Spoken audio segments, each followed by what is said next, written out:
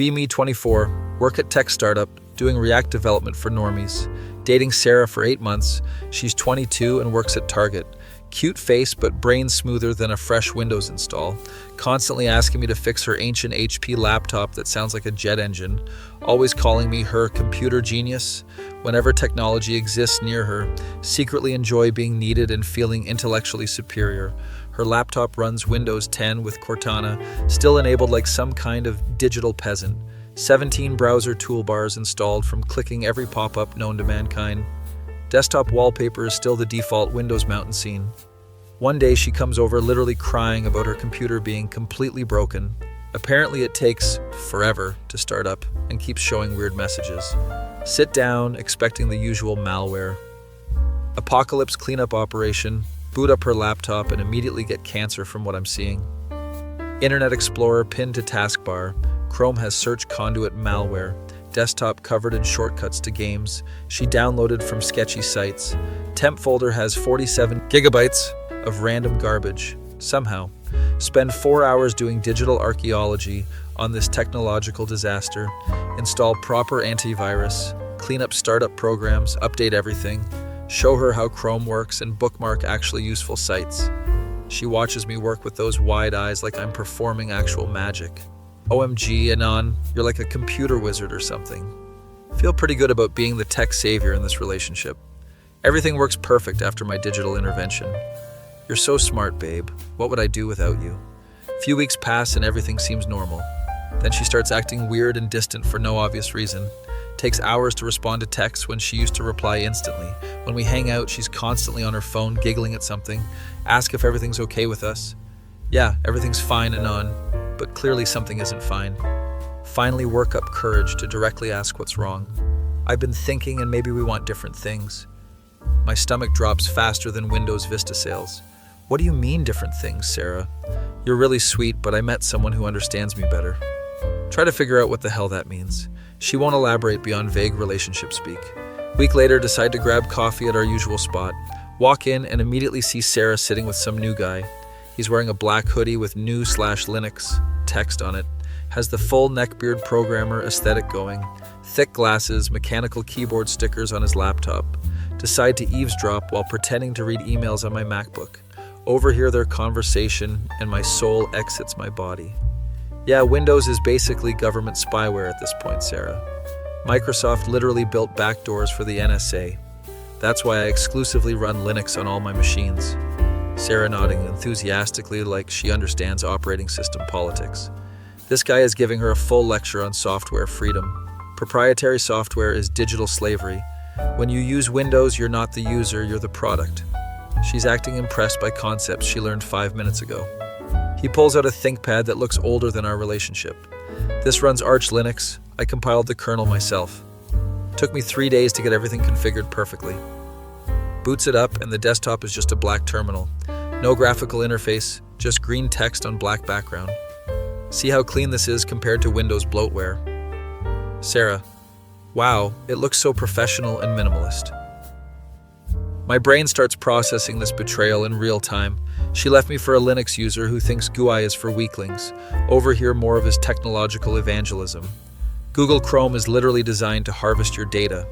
Firefox is the only browser that respects user privacy. But even Firefox is compromised by Mozilla's corporate interests. Sarah agreeing with everything despite using Chrome yesterday. They start discussing the evils of big technology companies. Apple is the worst because they trap users in walled gardens. iPhone users are basically paying to be digitally imprisoned. At least Android is based on Linux, so there's some freedom. She nods along to his anti-Apple sermon. Wait a minute, I use a MacBook for work. This guy would probably consider me a corporate sheep. He starts showing her his custom setup like it's a religious experience. Most people can't handle Linux because they're intellectually lazy. They want everything spoon-fed instead of learning how computers actually work. Real computer users compile their own software from source code. Sarah eating this superiority complex up like it's candy. Suddenly understand why she lost interest in me. I was just solving her problems without making her feel enlightened. This guy makes her feel smart for choosing the correct technology. Makes her part of some exclusive club of awakened computer users. They start packing up their stuff to leave. He closes his laptop and the shutdown process takes like 30 seconds. Linux gives you complete control over every aspect of your system. As they walk past my table, he makes direct eye contact, recognizes my MacBook, and gives me this condescending smirk. Nice fruit computer, bro. How much did you overpay for that? Bet you can't even Triforce. Sarah giggles and says he's teaching me about open source philosophy. Turns out there's so much I didn't know about technology. They walk out together while I sit there questioning my life choices, stare at my MacBook like it just personally betrayed me. Also, what the hell does Triforce even mean in this context? Maybe I am just another Apple sheep who overpaid for shiny hardware, drive home, and immediately start researching Linux distributions. Spend the entire evening reading about Ubuntu versus Fedora versus Arch. Everything seems unnecessarily complicated compared to just using macOS. Download Ubuntu ISO and try to install it on my old laptop. Get confused by the partition setup and accidentally wipe my backup drive.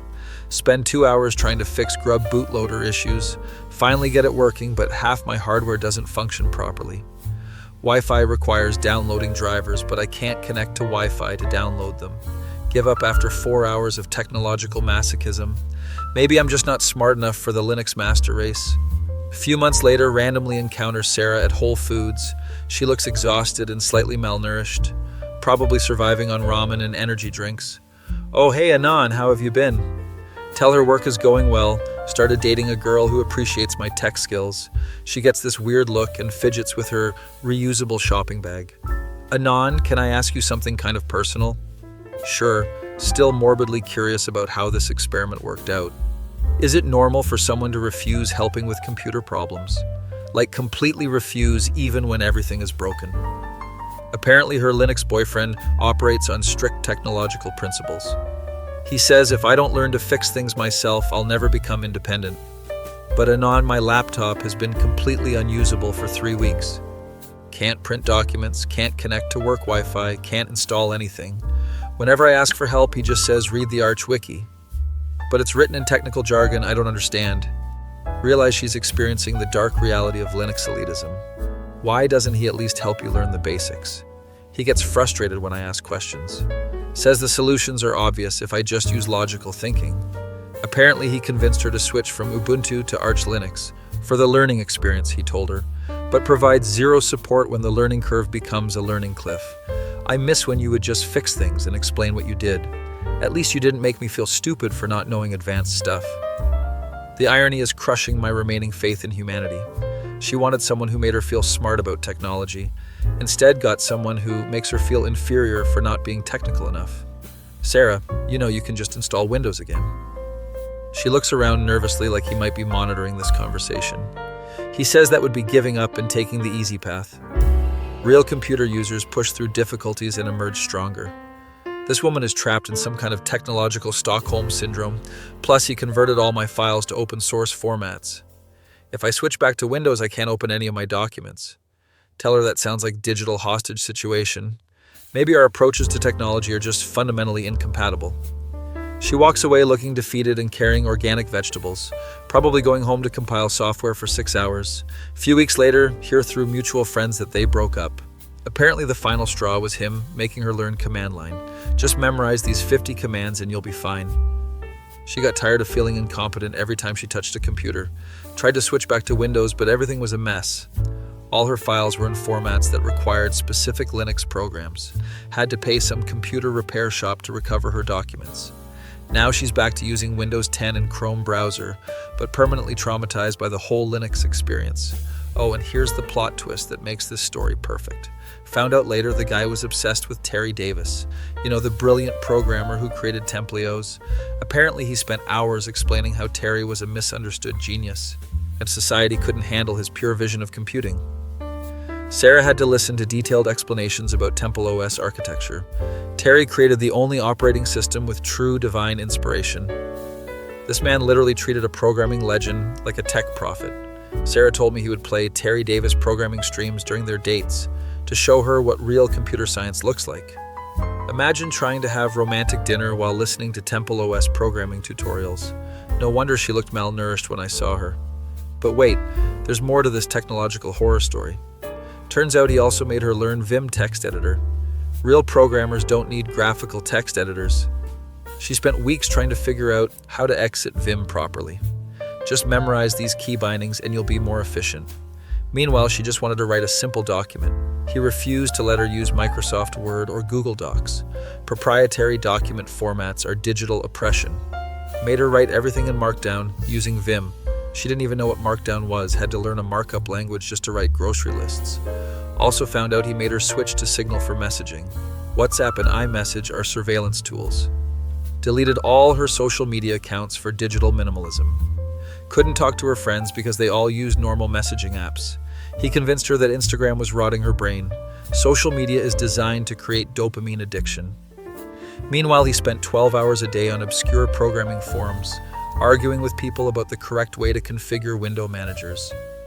Sarah became completely isolated from her normal social circle. All her friends thought she had joined some kind of tech cult, which honestly wasn't that far from the truth. The breaking point came when he tried to make her learn Emacs. Vim versus Emacs is a holy war, but Emacs has superior extensibility. She spent an entire weekend trying to configure her text editor just to write a simple email to her mom. That's when she realized this wasn't education, it was digital torture. Current girlfriend uses whatever technology works for her needs. Doesn't require philosophical justification for using Photoshop. We watch Netflix without debating the ethics of proprietary streaming platforms. She appreciates when I fix her tech problems instead of lecturing her, living the simple life without technological ideology.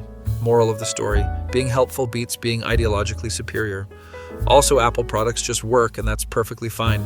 Sorry, Linux users, but most people want computers that function out of the box. Not everyone needs to compile their own kernel to feel intellectually validated.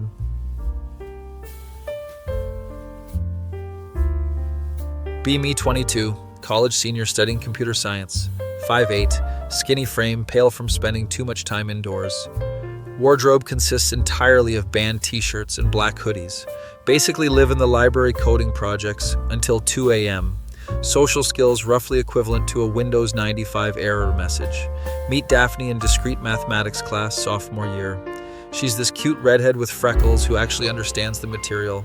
Sits next to me every lecture, asks intelligent questions about proofs. Notice she always wears oversized sweaters and has this quiet, mysterious energy, kind of that introverted bookworm vibe that I find incredibly attractive. She carries around worn paperback novels and drinks coffee constantly. We start studying together at the campus coffee shop after class. She orders the same thing every time, vanilla latte with oat milk, no sugar. Talks about obscure indie bands like Modest Mouse and Death Cab. For cutie, mentions she reads philosophy books for fun, currently working through Sartre. Honestly, Anon, I really like guys who are thoughtful and intellectual. Like someone who thinks before they speak, you know. My heart does a little skip because that's basically my entire personality. We spend hours discussing everything from coding theory to existentialism. She laughs at my terrible programming jokes about recursion and null pointers. You're exactly the type of person I'm attracted to, Anon. Smart, quiet, someone who has actual depth. Start developing serious feelings over the next few weeks of studying together. She texts me random thoughts at 2 a.m. about books she's reading. Just finished reading The Stranger. Camus really understood isolation. Sends me Spotify playlists with titles like Rainy Day Contemplation and 3 a.m. Thoughts. We have these deep conversations about life and meaning and whether anything matters. Feel like I finally found someone who gets my whole introspective vibe. She mentions her past relationships were always with thoughtful, creative types. Dated this guy who wrote poetry and another who was really into philosophy. I guess I have a type. You know, cerebral guys who think deeply. Literally describing me perfectly, which gives me hope. Decide to ask her out after weeks of building up courage. Plan this whole speech about how much I enjoy our conversations. Meet her at the coffee shop on a Tuesday afternoon.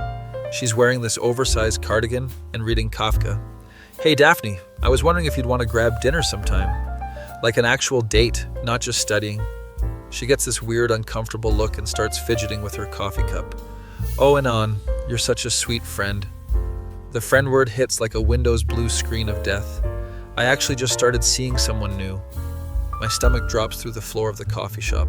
Try to play it cool, but internally my whole world is collapsing. Oh, that's cool. Who is he? She gets this excited look talking about him. His name is Chad. He's on the football team. Wait, what the actual hell? He's so different from guys I usually talk to. Different. How exactly, Daphne? He's really outgoing and confident, total opposite of my usual type. My brain is trying to process this contradiction. She literally just told me she likes thoughtful, intellectual guys. Now she's dating someone named Chad who throws balls for a living. Sometimes you need someone who challenges you to be different. The irony is suffocating my remaining will to live. Spend the next few days seeing them together around campus. He's everything I'm not in every possible way. 6'2", muscular, loud, wears tank tops in October weather, probably hasn't read a book since high school graduation, has one of those overly confident laughs that carries across the quad. Meanwhile, I'm over here with my philosophy minor and social anxiety. See them at parties I never get invited to because I'm not cool enough. He's dominating beer pong tables while she cheers him on enthusiastically. The same girl who told me she finds loud parties overwhelming. Watch her laugh at his jokes that aren't even actual jokes. Just him saying random sports facts really loudly to his fraternity brothers. Bro, did you know Tom Brady has 7 Super Bowl rings? Daphne acts like this is the wittiest observation ever made. She's wearing makeup now and dresses that actually show skin, completely different from her usual oversized sweater aesthetic. Starts posting Instagram photos at football games and fraternity events, captions like "football nights with my favorite player." The same girl who used to quote Nietzsche in casual conversation, start questioning everything I thought I knew about her personality. Maybe she was just being polite when she said I was her type. Or maybe people don't actually know what they want in relationships. Maybe I'm just the boring, safe option she talks to about homework. A few weeks later, she texts me completely out of nowhere. Hey, Anon, can we talk about something important? Meet her at our usual coffee spot that afternoon. She orders something different, iced coffee instead of vanilla latte. Already a bad sign when someone changes their coffee order. I wanted to explain about Chad and everything. Honestly, don't want to hear this, but also desperately need to understand. I know it seems weird after what I said about my type. No, Daphne, it seems completely insane and contradictory. But sometimes you need someone who challenges you. Someone who pushes you completely out of your comfort zone. She explains how Chad makes her feel more confident about herself. He encourages me to try new things I never would have done, like going to parties and being more social and outgoing. Realize she's trying to transform into a completely different person. What about all that stuff about liking thoughtful, intellectual guys? She looks uncomfortable and shifts in her chair. I do like that, but maybe I was limiting myself too much. Maybe I was attracted to familiarity instead of actual growth. Maybe I needed someone who would challenge me to become better. This explanation hurts worse than just being rejected outright. She's basically saying dating me would have been settling for mediocrity, that my entire personality represents her playing it safe, that being with someone like me would have held her back somehow. We sit in awkward silence for several minutes. I hope we can still be friends, Anon. You're really important to me as a person. Sure, Daphne. Let's be friends while you date my exact polar opposite. Next few months are absolute torture watching their relationship develop. She becomes this extroverted party girl version of herself, posting pictures at football games wearing his jersey, attending fraternity formals and sorority mixers. Meanwhile, I'm still the same introverted coding nerd eating lunch alone. Start wondering if I should try to change myself too. Maybe hit the gym regularly, learn to be more outgoing and confident. Download dating apps and try to seem more social in my profile. Feels completely fake and exhausting pretending to be someone else. But maybe that's what people actually want in relationships. A few months later, hear through mutual friends, they broke up dramatically.